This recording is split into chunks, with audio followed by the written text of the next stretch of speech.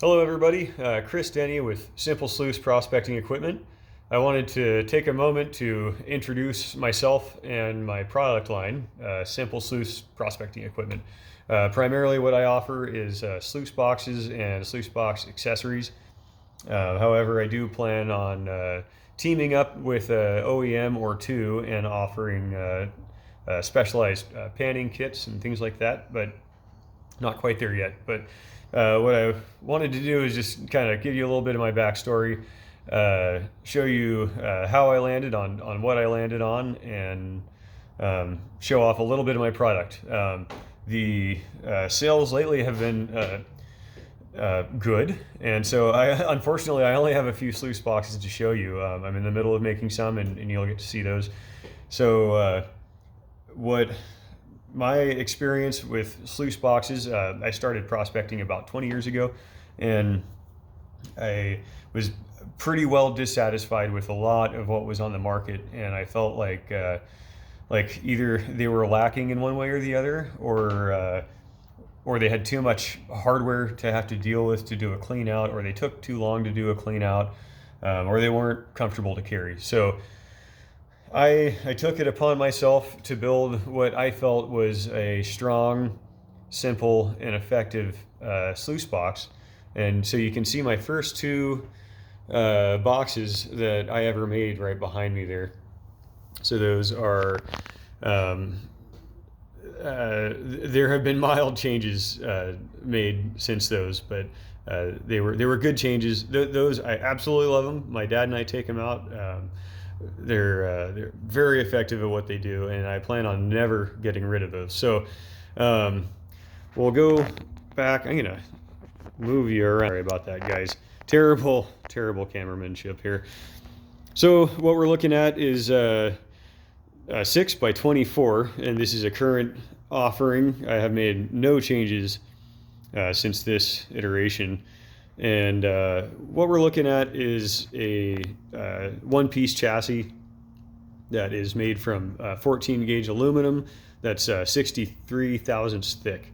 And most other manufacturers, not all, but most of them are using a 16 gauge, which is 50 thousandths thick. So this is a good, sturdy chassis.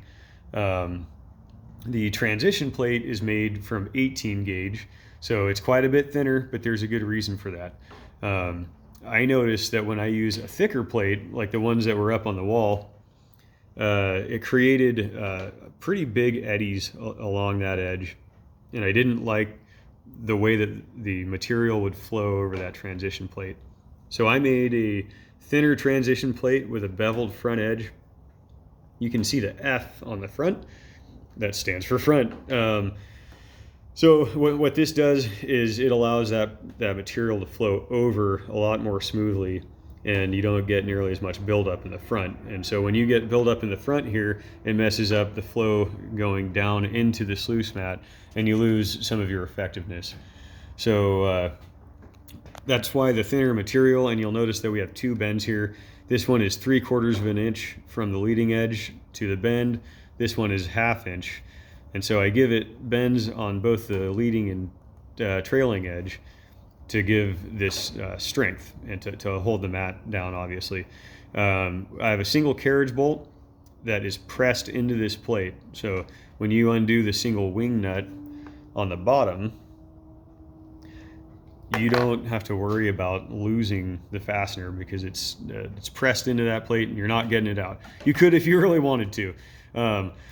But you'd have to work for it. So one single wing nut, this transition plate acts as a spring, so you can see that there's just a slight bit of deformation here. You want that, and what that's going to do is it's going to act kind of like a lock washer to retain that nut, and you don't have to worry about that nut coming off in the river. I do, as a courtesy, send every sluice box that I sell, I send it out with an additional wing nut and washer. So in case you do happen to lose it on the river, you keep that one in your backpack and you're good to go. So I have 55 or 50 degree flares on the front. They're not too flat. They funnel the water into the sluice box, not up and over. Some manufacturers overdo this flare, and it is making more. It does make your sluice box wider, but it doesn't necessarily funnel the water into the box where you want it, or that flow. With lots of testing and lots of thought behind it, that's how I landed on that indicator mats. As far as I'm concerned, I think that if you're going to pay a premium price for a quality sluice box, I think you should get an indicator mat. That's just my opinion. Most of my customers really appreciate that. I've never had somebody request a sluice box without indicator mat. Now you can if you want to, and I can cut you a $5 or $6 discount or whatever, because I don't have to spend the time doing that and the material. In my opinion, it's worth it. It kind of acts like a test pan, so to speak. So this is going to tell you if you're still on the gold. If you're shoveling in that same hole and you're seeing new specks of gold popping up still, you don't have to stop and do test pans every few buckets to make sure that you're still on it. So let's see, that's it for the front. Moving down, you have the Prospectors Dream mat, and this one in particular is a combo mat. You have your micro, you have your Cape D, and then you have your mini. So here's a little bit of a close-up so you can get a better idea of what we're talking about. So this is just a spectacular cleanup style mat, and this will also catch some decent sized little nuggets too. You're not only gonna catch your flour gold with this. This does a really, really effective job at processing that black sand and holding on to the heavier stuff, which is what you want. So it's gonna leave you with less to pan through. It's gonna catch the gold. It's really good stuff. This Cape D is short for Cape Disappointment. Now that's a beach in Washington State, and it is known for its really, really heavy black sands and it's very fine gold. So Prospectors Dream developed this specifically for prospecting in heavy black sand type of applications. It processes it effectively. It moves it on down the line, leaves you with less to pan through, and ultimately more gold. You can run longer because it's more efficient. So now down to the mini. The mini's kind of a little rock star in my opinion. It's fairly aggressive. It's still very efficient at moving the material that you don't want out and holding on to the stuff that you want.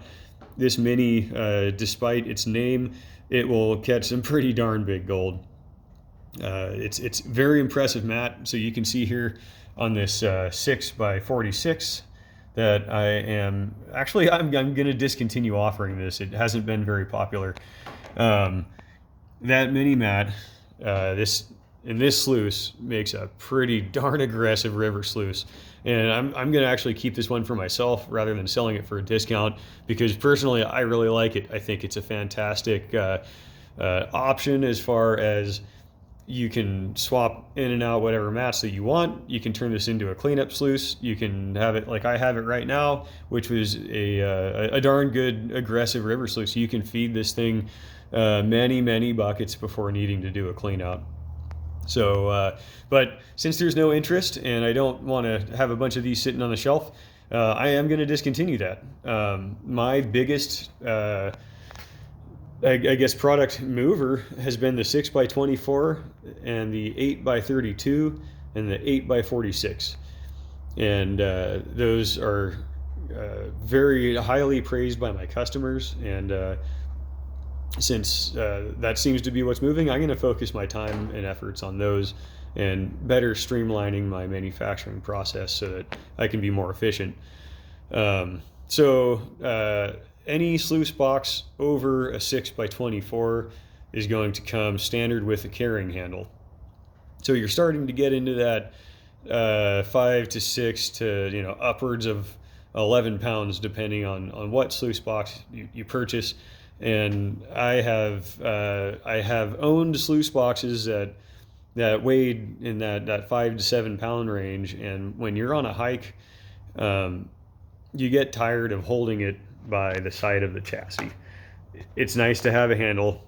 I think these should come with a handle. So for me, my offering, you get a standard indicator mat and a standard carrying handle on anything over 6x24. So that, I think, is something that should come standard on a higher end sluice box. You should get high quality, and you should get a little bit of comfort to go along with that.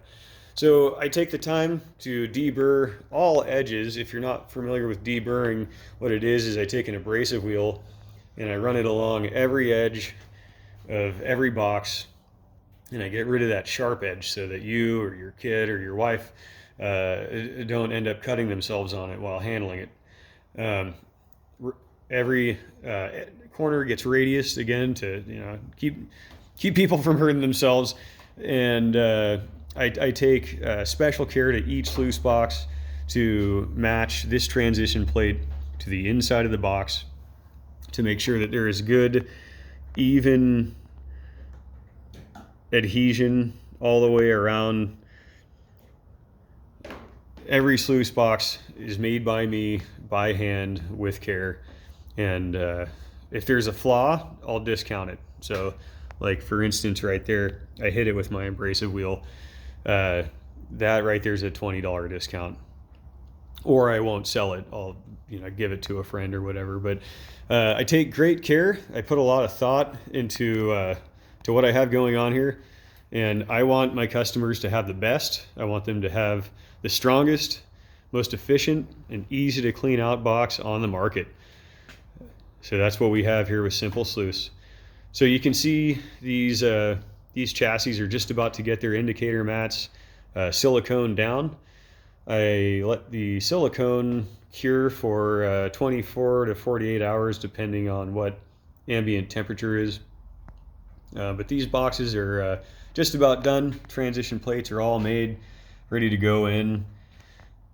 As you can see, I offer leg kits. So these are the leg kits that come from Prospectors Dream.